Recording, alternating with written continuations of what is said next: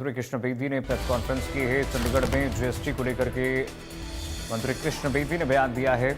उन्होंने कहा पीएम मोदी ने सुधार लाने की बात कही थी। 15 अगस्त को पीएम मोदी ने इसका ऐलान किया था। 20 दिन में जीएसटी में सुधार हुआ है। कृष्ण बेदी ने कहा विपक्ष के वोट चोरी के आरोप पर भी उन्होंने कहा कि लोकतंत्र में विपक्ष अपना मुद्दा रख सकता है। धरने दिए जा रहे हैं, जेल भरो आंदोलन भी चल रहा है। लोकतंत्र को जिंदा रखना हमारा काम है।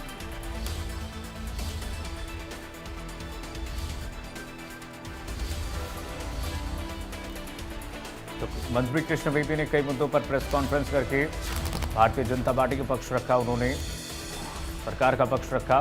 चंडीगढ़ में मंत्री कृष्ण बेदी ने प्रेस कॉन्फ्रेंस की है। जीएसटी का जो सरलीकरण हुआ है, इसका न तो किसी चुनाव से और न ही किसी टैरिफ दबाव से कोई लेना देना नहीं है। बहुत से लोग कहते हैं कि अमेरिका ने जो टैरिफ देश के ऊपर बढ़ाने का काम किया, उसके दबाव में सरकार ने ये निर्णय लिया है। ऐसा कोई विषय नहीं है। ये देश की जनता और व्यापारियों को राहत देने के लिए यह कदम उठाए गए। हमारी सरकार का लक्ष्य सिर्फ राजस्व संग्रहण नहीं है, बल्कि देश के हर नागरिक की जीवन गुणवत्ता सुधारना। टैक्स दरों की इस बड़े पैमाने पर समीक्षा से आम आदमी की रोजमर्रा की खर्चों में कमी लाना है। स्वास्थ्य सेवाएं और बीमा सेवाएं सस्ती होंगी। व्यापारिक माहौल में सुगमता बढ़ेगी। यह कदम निश्चित तौर पर देश की आर्थिक ताकत को मजबूती प्रदान करेगा। देखो, महात्मा गांधी जी ने जो डेमोक्रेसी के सबसे बड़े उपासक थे, इनका सबसे बड़ा विश्वास था और जिनकी सोच के ऊपर आज देश चलता है, जिस विचारधारा पे आज देश चलता है। अब प्रजातांत्रिक तरीके में विपक्ष को अपनी बात रखने का अधिकार है। वो मीडिया में जाए, वो लोगों में जाके बात रखे।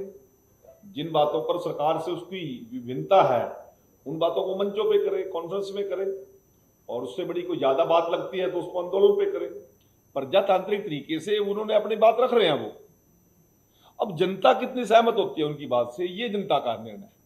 क्योंकि डेमोक्रेटिक सिस्टम के अंदर विपक्ष को भी पूरा समय अपनी बात कहने का मौका मिलता है, सरकार को भी अपनी बात कहने का मौका मिलता है, मीडिया को भी अपनी बात कहने का मौका मिलता है।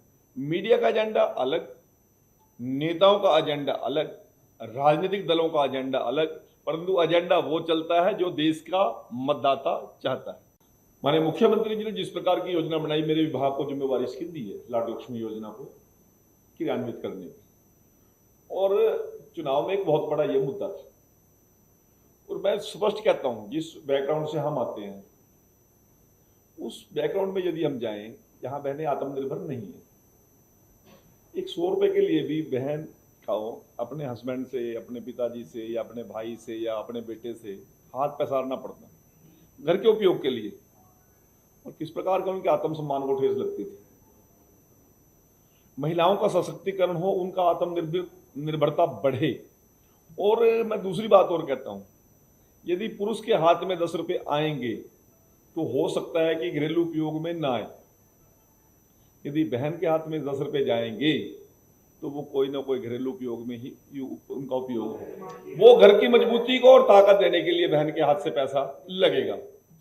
और उनके हाथ में पैसा जाना महिलाओं का सशक्तिकरण करेगा। और जब महिलाओं के हाथ सशक्तिकरण होगा तो उसका प्रदेश और देश को मजबूती मिलेगी। तो जो आपने सवाल किया है, वो हम 25 तारीख को पूरे प्रदेश के अंदर सभी मंत्री, केंद्रीय मंत्री और हमारे माननीय मुख्यमंत्री जी उस ऐप को लॉन्च करने जा रहे हैं। वो ऐप ऐसी ऐप होगी कि बहनों को किसी भी सीएससी सेंटर पर, किसी भी सरकारी कार्यालय में 2100 रुपए के लिए अपने आप को अप्लाई करने के लिए एप्लीकेशन देने की आवश्यकता, कहीं पर जाने की जरूरत नहीं है। उसी के स्मार्टफोन पे उसको हम ऐप अपलोड कर सकते हैं।